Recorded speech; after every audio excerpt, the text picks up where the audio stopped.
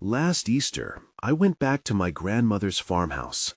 I was 32 years old and just lost my job.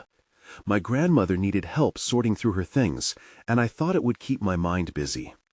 The house smelled like old books, just like I remembered. One day, while searching in the attic, I spotted a box in the corner. I opened it, and my heart sank. Inside were drawings, odd and unsettling. The faces were twisted, and the creatures looked wrong. They were signed with just the letter M. I felt a chill run down my spine, but I brushed it off as my imagination. The moment I took the drawings downstairs, something shifted in the house. I couldn't shake the feeling that objects were moving. I could have sworn I placed my grandmother's glasses on the table, but they were gone. I tried to ignore it, thinking I was just forgetful. That night, I tossed and turned. I swore I saw shadows flitting in the corners of my room. I told myself it was just an old house settling, but deep down, I felt something wasn't right.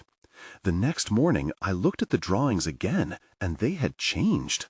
One creature that had looked sad now seemed angry. My heart raced, and I didn't know why. My grandmother started acting strange.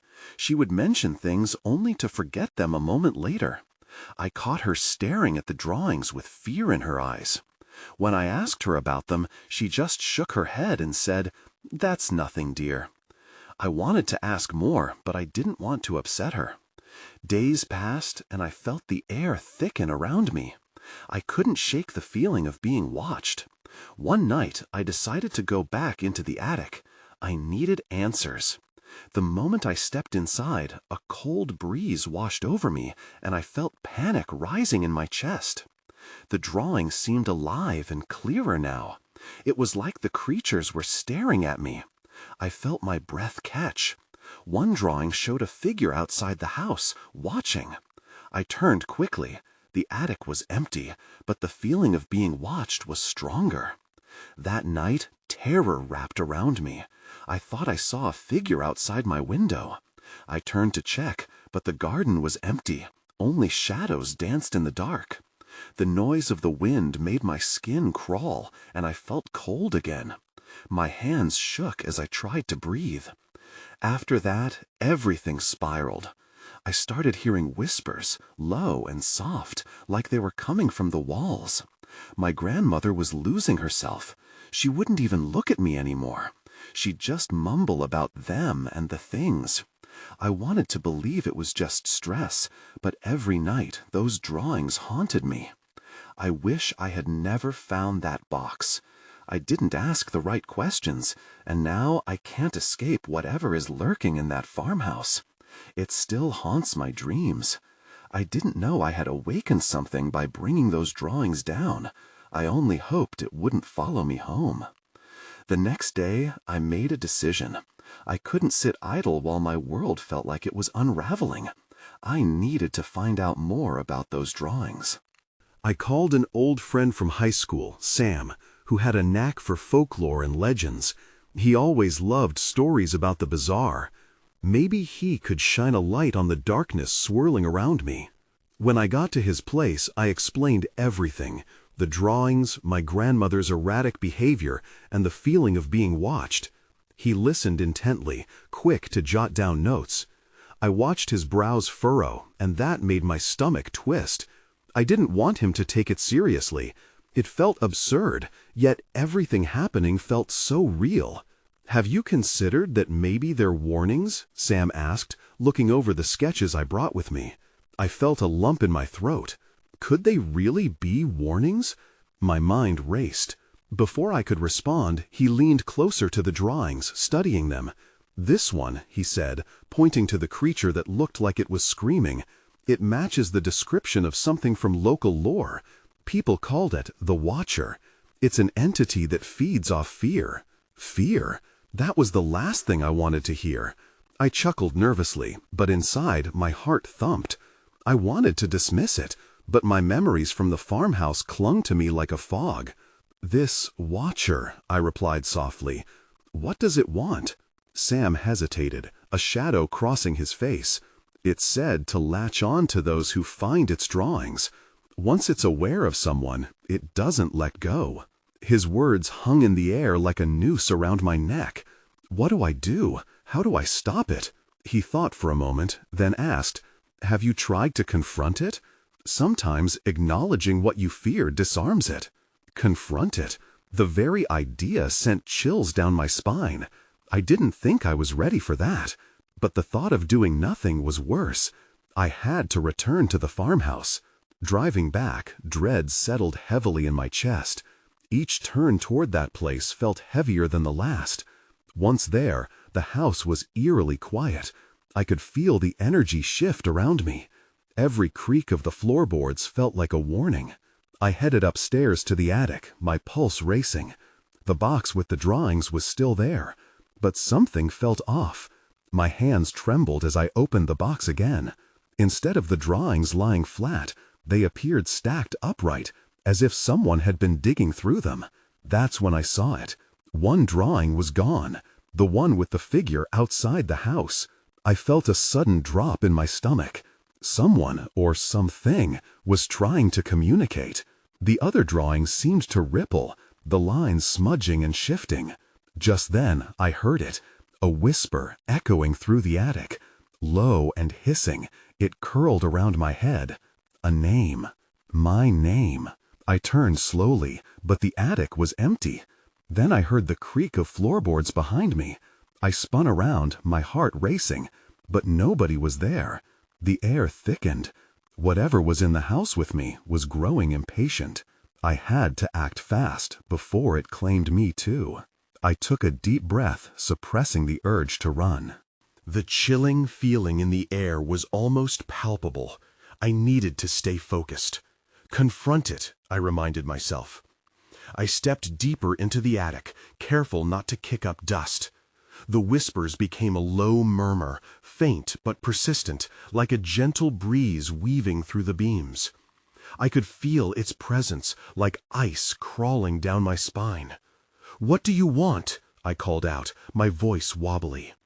Silence. Then, suddenly, the temperature dropped.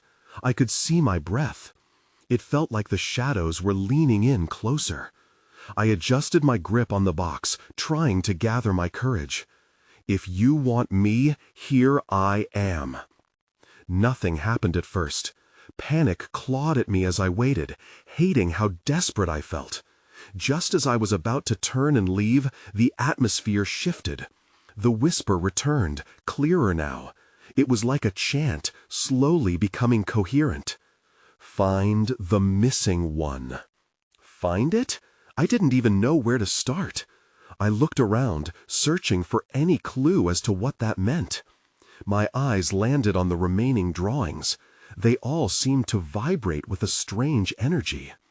Then I saw it, a shimmer in the corner of the attic, partially hidden behind a stack of forgotten boxes. I approached cautiously. There, pressed against the wall, was a smaller piece of paper. It blended in well, but I could just make out a jagged line. I reached for it, a mix of fear and curiosity flooding through me. As soon as I pulled it free, a loud thud echoed through the attic. My heart raced. I flinched and turned back, convinced I'd see something, but it was just more shadows. I looked down at the drawing and froze. The creature on this paper was grotesque, its elongated fingers wrapped tightly around a familiar figure. It was me, or at least a version of me, with wide, terrified eyes. Beneath it, scribbled in a frenzied scrawl, were the words, "The Watcher has its eyes on you." Panic bubbled to the surface. I tripped backward, barely catching myself against a dusty shelf. What did this mean? How could it know me? My hands shook as I studied the paper again. I had to get out. Just as I turned to escape, I felt a rush of cold air brush past me. The whisper grew louder, almost urgent now. "Stay, stay, and listen." I swallowed hard, paralyzed by fear. What did it want me to hear? The walls creaked, drawing my attention back to all the corners of the attic. Before I could react, a shadow flickered in front of me. I blinked, and for a heartbeat, I thought I saw its form. A dark, twisted figure looming over me with hollow eyes. It was then I realized I wasn't alone. I had to leave and never come back. Yet, just when I resolved to run, the figure vanished, leaving me more intrigued than scared. The attic felt alive. I glanced down at the new drawing, crumpled in my hands. Maybe this was a warning, or a clue. With a shuddering breath, I turned back to the stairs.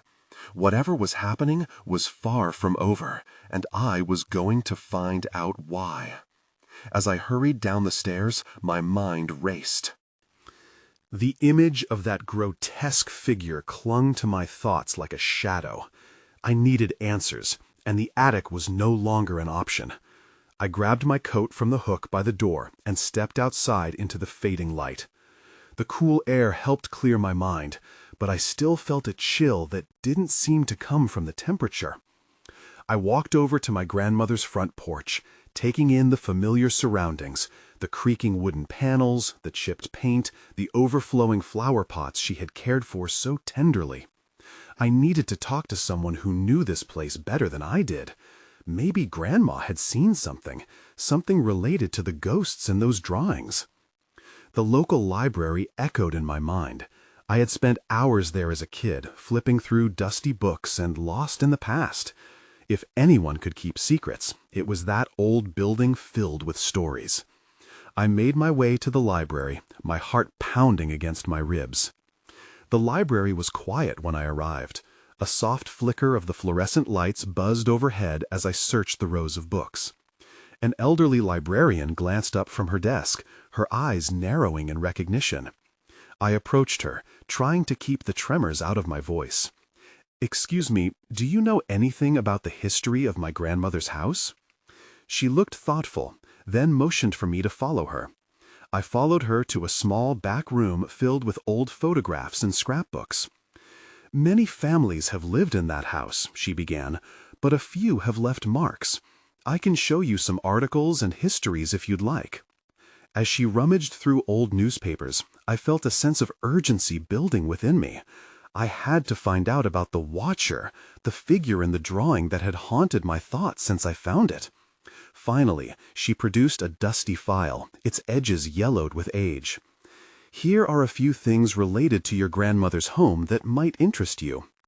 I flipped through the articles, my blood running cold with the stories they told. There were accounts of strange occurrences and sightings. The townsfolk had spoken of a figure lurking near the house, watching. My throat tightened. It couldn't just be stories, could it? Then I stumbled upon a photograph. It was taken decades before, showing a group of kids playing in front of the house. An unsettling chill gripped me as I recognized one of the faces. I was staring at a younger version of myself. But there was something wrong. The eyes of that girl in the picture mirrored the fear I felt in the attic. Suddenly, the librarian's voice broke through my thoughts. "Some say that those who see it are connected in ways they can't understand." She looked at me, her gaze piercing. "You have to be careful. It has chosen you." I felt a rush of dread wash over me. How could this be real? A sense of urgency swelled in me. I couldn't ignore it any longer. I needed to confront this Watcher. As I turned to leave the library, a sudden thought stopped me in my tracks. My grandmother's house was more than just a home filled with memories. It was a battleground for something far older, something watching, waiting for me to understand its secrets. I stepped outside, my heart racing. I had to return to the attic. But what if I wasn't ready for what I'd find? A chilling breeze followed me as I walked towards my grandmother's house, whispering, "Find the missing one." The path back to my grandmother's house felt longer than before. Each step pulled me deeper into uncertainty. The fleeting daylight began to fade, swallowed by the encroaching shadows around me. I grappled with the fear that had taken hold since finding those drawings. What did all of this mean? Why was I being drawn back to the attic? As I reached the front door, I hesitated. The house seemed to breathe, as if waiting for me to make the first move.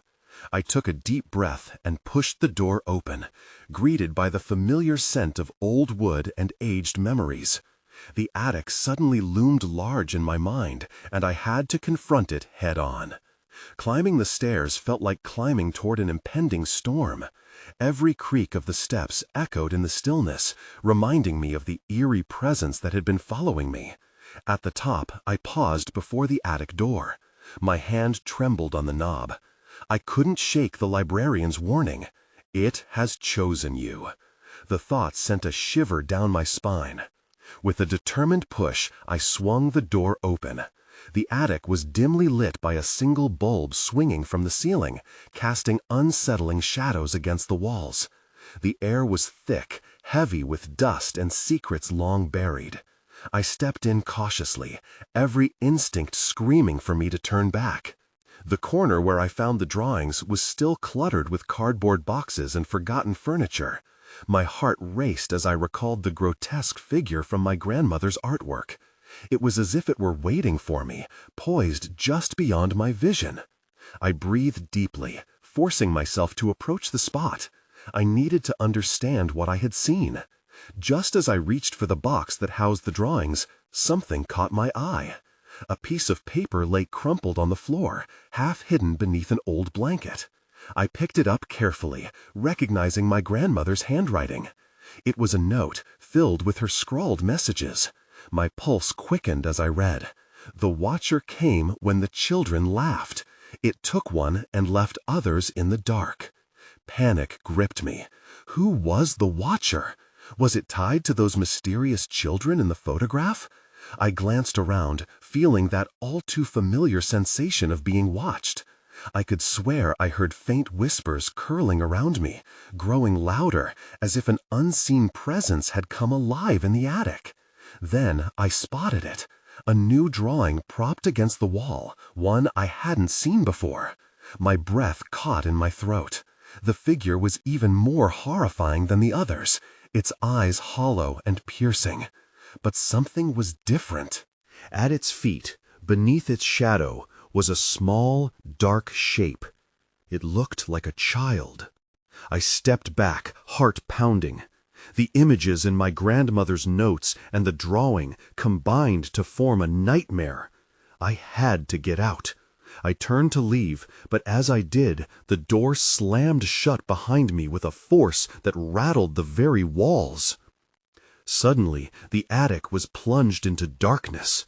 I fumbled for the light switch, panic coursing through me. "No, no, no," I muttered, feeling my breath quicken. That's when I heard it, a soft, chilling laugh. It echoed through the dim space, cold and taunting. I was no longer alone. Something was waiting in the darkness, and I had walked straight into its trap. I felt my way along the wall, searching for the switch, my fingers trembling. The laugh resonated again, sending chills through my body. I was trapped with whatever had made that sound, and there was no escape. Panic rose within me, but I forced myself to remain calm. I had to focus. I finally found the switch, only to discover that it didn't work. The bulb had gone out, leaving me in complete blackness. I took a deep breath and listened. The laughter had faded, leaving a heavy silence that seemed to smother the air. My heart thudded in my chest, and I strained my ears, hoping to catch some indication of where the threat was. Suddenly, I heard a shuffle to my left, then a low whisper of something indistinguishable. My instincts kicked in, and I moved toward the sound. Each step felt like a leap into the unknown, but I had to know what was happening. With my hands outstretched, I navigated the room. As I crept forward, I knocked into something, a stack of boxes crashing to the ground. The noise shattered the silence, and my heart raced. "Please, just leave me alone," I whispered, trying to sound braver than I felt. The only response was the creaking of the old floorboards above me. and then a voice cut through the darkness, soft but insistent. "Help us." I froze. The voice was high-pitched, barely a child's tone. I swallowed hard, fear gripping me.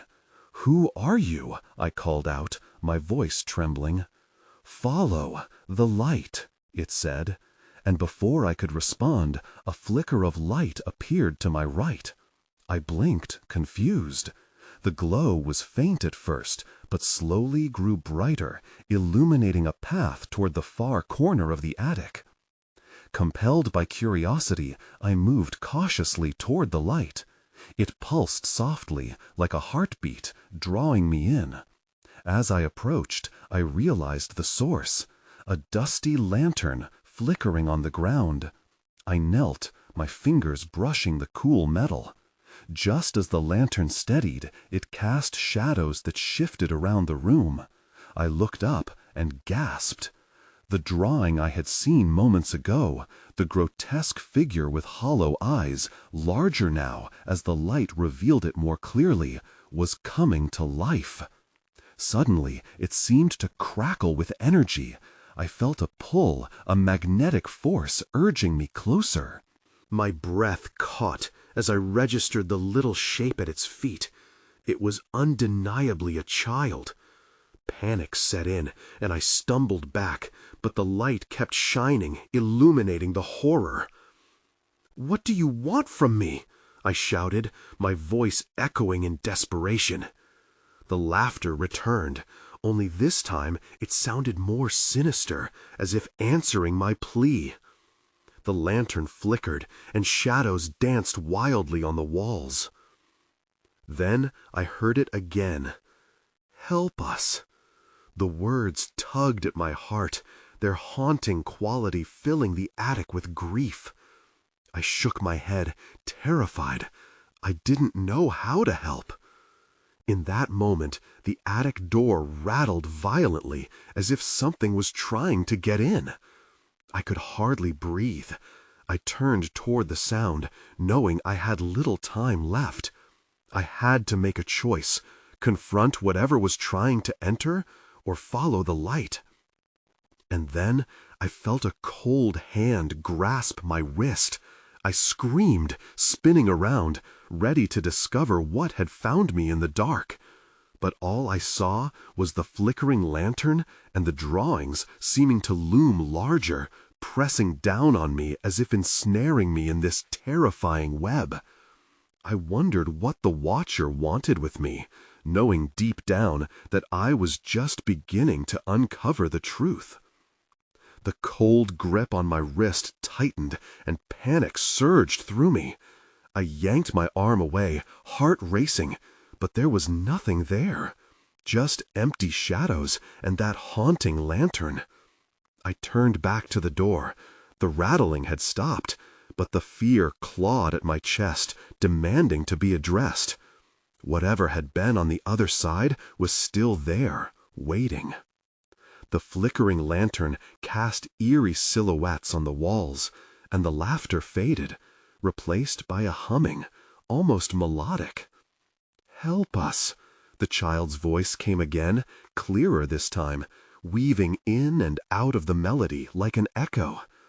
It was a siren song that pulled at my heartstrings. "What do you want?" I shouted again, my voice tinged with desperation. The shadows in the corners seemed to twist and writhe, closing in on me. I felt cornered. A sudden thought struck me. If I followed the child's voice, maybe I could find out what it meant. Steeling myself, I knelt closer to the lantern.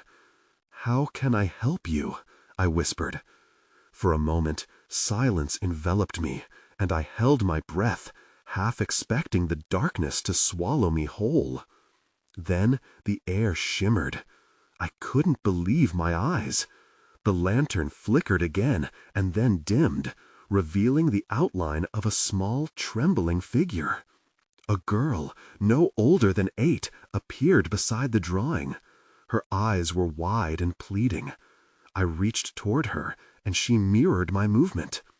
"Help us," she repeated, her voice now a desperate whisper. "Who is us?" I asked, my voice shaking. She hesitated, glancing back at the drawing. "Trapped," she said, biting her lip, tears glimmering in her eyes. "We need you to finish it. This isn't just a drawing, it's our way out." My mind raced as I processed her words. Finish what? I looked back at the grotesque figure on the wall, but to my shock, it had changed. The darkness seemed to pool around it, as if it had come alive in a way I could never have imagined. "I can't," I stammered. "I don't know how." Anxiety pooled in my stomach, and I felt the weight of their expectation crashing down on me. "Just draw," she pleaded, pointing at a blank spot on the wall beside the larger drawing. "You have to draw what you see." I hesitated, glancing at the wooden box to my side that I had knocked over earlier. Inside was the dusty old sketchbook my grandmother had kept. I reached for it, heart hammering. If they were right, and this was my chance to help them, I couldn't let fear hold me back. As I opened the sketchbook, the air shifted again. The door rattled once more aggressive this time. Something was indeed trying to get in, and I knew that my time was running out. That's when I saw it. A dark shadow began to seep through the cracks of the door, elongating as it twisted into something unrecognizable. I had to choose now, draw or confront whatever was trying to come through that door. My hands trembled as I clutched the sketchbook. I could feel the shadows growing heavier, pressing against me like a dense fog. The girl's wide eyes urged me on, but the door rattled violently, pulling my focus back to the impending threat. Time was slipping away, and I had to make a choice fast. I looked at the empty space beside the grotesque figure. My mind raced. Drawing could either be my salvation or my doom. "What if I can't?" I asked the girl, my voice barely a whisper. "You can! You have to!" she implored, her tiny frame quaking. "We don't have much time." With a shaky breath, I positioned the sketchbook in front of me. I could hear the rhythmic thumping now, like a heart beating steadily, growing louder. I pressed my pencil to the paper, and the tip glided uneasily as I began to sketch. It felt surreal, reproducing the dark figure looming on the wall. My hand moved instinctively, channeling whatever emotions coursed through me. Each stroke seemed to resonate with the chilling air around me, as if the shadows themselves were absorbing my efforts. The more I drew, the more the girl's presence felt charged with anticipation. But just as I began to feel a flicker of hope, a sharp crack filled the air. The door buckled as something unseen slammed against it. I flinched and added a jagged edge to the figure in panic. The girl gasped, and I felt her breath against my cheek, urgency spilling from her tiny form. "Keep going," I hurriedly sketched, pushing through my fear. I added lines that twisted and swirled, giving the drawing a life of its own. I was creating something dark, yet vibrant. It felt almost powerful. It was as if my every stroke was tying it to whatever was trying to break through the door. Then I paused. The creature on the wall was evolving under my pencil, responding to my fear, and there was something strangely familiar about what I was drawing. It flickered in my memory, laced with dread. As I captured yet another curve, I felt a chill behind my back. The shadows had grown bolder.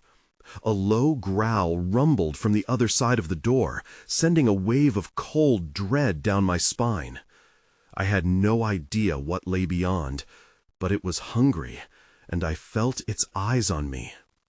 Drawing with frantic energy, I glanced up at the girl. "Is this enough?" I shouted over the noise, my voice wavering. "Almost," she cried, her voice barely audible. "You need to draw the light. Show us the way out." I hesitated again. Light? In the depths of this darkness? It felt impossible. But the fear in her eyes pushed me. I closed my eyes for a moment, remembering my grandmother's old tales. Focus. I pushed past the apprehension and let my instinct guide my hand. The pencil danced across the page, and I envisioned a glowing aura surrounding the dark figure. The moment I shaded in the light, the temperature dropped dramatically. The shadow creeping under the door pulled back, as if stung. "Keep going," the girl urged, her face illuminated with a fierce light of hope. But it was too late. I suddenly became aware that the shadows were stirring again, angry and restless. "Whatever you do, don't stop," she shouted. And that's when I heard it. A whispering, raspy voice murmured behind me, and I realized I wasn't alone in the room anymore. Someone, or something, was here. I froze, my pencil hovering above the page. The whisper grew louder, slithering through the air like a snake, wrapping itself around me. I didn't want to turn around. That nagging feeling in my gut told me I shouldn't face whatever lurked behind me. The girl beside me trembled. "You have to finish," she urged, her voice strained with fear. But the rasping voice pulled at my attention, and I glanced over my shoulder, heart thudding in my chest. A figure stood just outside the reach of the dim, flickering light. It was shrouded in shadows, its shape flickering like a candle caught in the wind. I could barely make out its features, but I felt a weight staring at me, its eyes glowing with an eerie luminescence. "You shouldn't have drawn that," it hissed, each word a dagger of cold against my skin. I turned back to the sketchbook, frantic. My lines were turning frantic, wild, as the story of my fear unfolded before me. I continued to draw, desperately trying to layer the light around the encroaching darkness. Each stroke felt like a battle, a fight against the creeping dread that threatened to drown me whole. "Finish the drawing," the girl insisted, her voice a lifeline in the chaos. I focused on her instead of the figure. This was about her, too. I had to save us both. My hand flew over the paper, etching in beams of light that burst from the dark figure's core, illuminating the oppressive shadows gathering around me. As I sketched, the whispers intensified. It felt like they were clawing at my mind, filling it with doubt. "You're drawing the wrong thing," continued the voice, twisted and mocking. "You can't escape." I fought against the anxiety creeping into my thoughts. "Shut up!" I shouted at the thing behind me, which made the shadows recoil slightly. I could almost hear it seethe. The girl looked up at me, surprised by my sudden burst of courage. "Don't stop," she whispered, eyes glinting with determination. With renewed resolve, I pressed on. The light I conjured pushed against the darkness, forcing it back towards the door. The rhythmic pounding echoed louder, panic unfurling in my chest. Would it hold? Would my drawing be enough? Just as I added the final touches, the shadow figure lunged forward. The door splintered under its weight, and I felt a rush of air as it pushed through. My heart raced as I felt the cold grasp of its presence breach the small sanctuary I created. Then, everything went dark. I blinked, and the world shifted. The room dissolved, replaced by a void of endless shadow. "What did you do?" the girl cried, clinging to my arm. I felt her trembling, but there was nowhere to run. I don't know," I stammered, fear tightening in my throat. That's when I saw it, the drawing I'd made. It hovered in the darkness like a lifeline, pulsating with the light I had etched into it. But it was fading, dimming, its glow battling against the encroaching shadows. A slow laugh echoed through the void, and I knew the voice from behind me was what remained. "You can't hide from the darkness," it taunted, drawing closer. Desperation clawed at me. I had to find a way out, and fast. But how? With trembling hands, I reached for my pencil again, focusing on the light, my only hope against the thickening dark that surrounded us. As I gripped the pencil, I felt a surge of determination ignite within me. "We can't let it win," I said, more to myself than to the girl at my side. Her fear mirrored my own, but I refused to let it swallow us whole. With renewed strength, I positioned myself in front of the fading drawing, the last remnant of hope in this suffocating darkness. Heart pounding, I began to sketch once more, pouring everything I had into the lines and curves, creating a radiant halo around the grotesque figure. I focused on the feeling of light, warmth that pushed back the cold that wrapped around us. Each stroke came easier, the pencil gliding over the paper as the allure of the darkness swirled and writhed around me. "Help us," the girl echoed, her voice steadying me. "You can break its hold." With every flourish I drew, I could feel the spark of light growing brighter until it felt electric. The shadows recoiled, screeching and churning against the brilliance I produced. Still, the haunting laughter taunted me, echoing through the emptiness. "You're only making it stronger," it hissed, its voice like nails on chalkboard, malicious and ancient. Desperation clawed at me. I had to find a way out, and fast. But how? With trembling hands, I reached for my pencil again, focusing on the light, my only hope against the thickening dark that surrounded us. As I gripped the pencil, I felt a surge of determination ignite within me. "We can't let it win," I said, more to myself than to the girl at my side. Her fear mirrored my own, but I refused to let it swallow us whole. With renewed strength, I positioned myself in front of the fading drawing, the last remnant of hope in this suffocating darkness. Heart pounding, I began to sketch once more, pouring everything I had into the lines and curves, creating a radiant halo around the grotesque figure.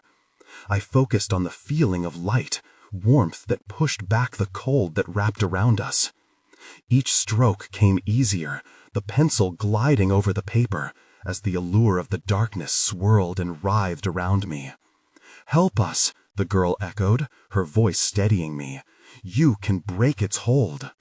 With every flourish I drew, I could feel the spark of light growing brighter until it felt electric.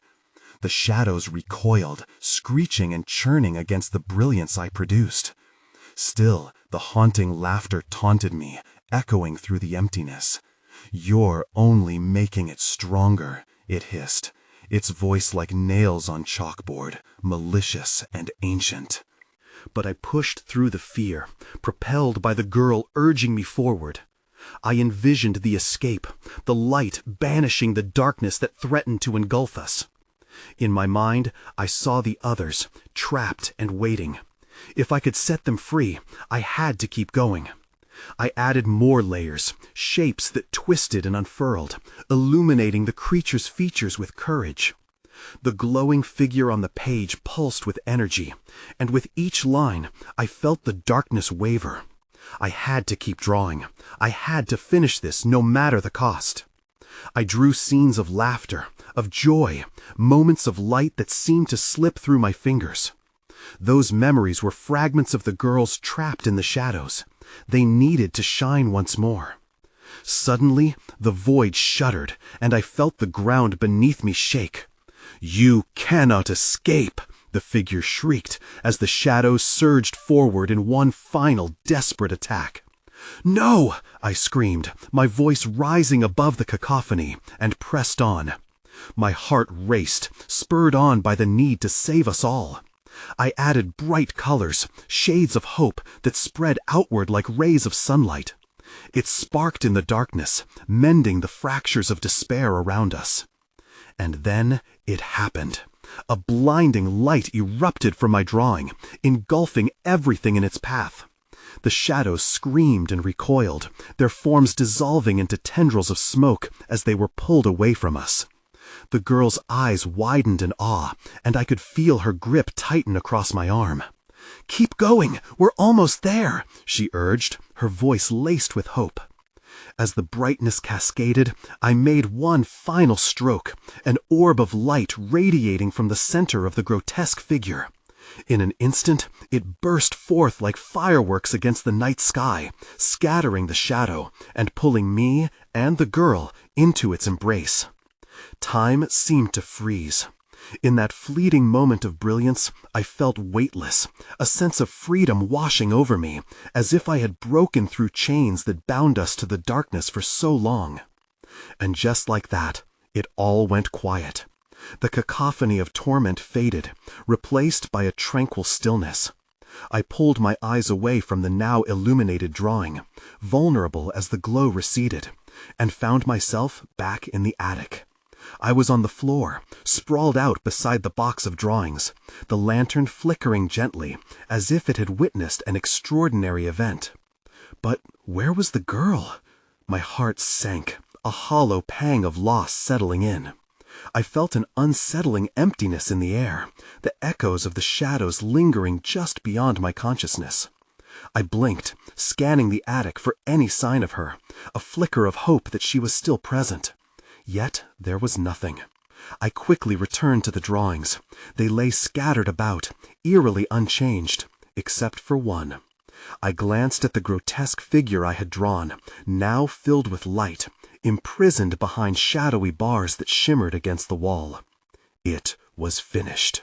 The warmth of relief washed over me, but as I stared at the fragile victory, I couldn't shake the feeling that something was still very much alive in the corners of the house. The chilling reminder that darkness never truly disappears lingered like an unwelcome guest. Gathering my thoughts, I forced myself to stand. The attic now felt lighter, but I was left with a knot of unease in my stomach. What had happened to the girl? What awaited me now that I had confronted the fear that sought to consume us? Had we truly escaped, or had I merely postponed my encounter with the Watcher? I made my way down the stairs, pausing to glance at the living room filled with sunlight filtering through faded curtains. The farmhouse seemed different, lighter, but as I stepped outside into the fresh air, I couldn't help but feel the weight of uncertainty settle over me again. I moved to a different city shortly after that, seeking distance from the echoes of the farmhouse. Occasionally, I find myself thinking about that dark figure, the girl who urged me on, and the multitude of questions that remained unanswered. Even now, I wonder whether something still lingers in that attic. Maybe it's waiting for another curious soul to pick up a pencil and draw their way into a battle they never thought they'd face.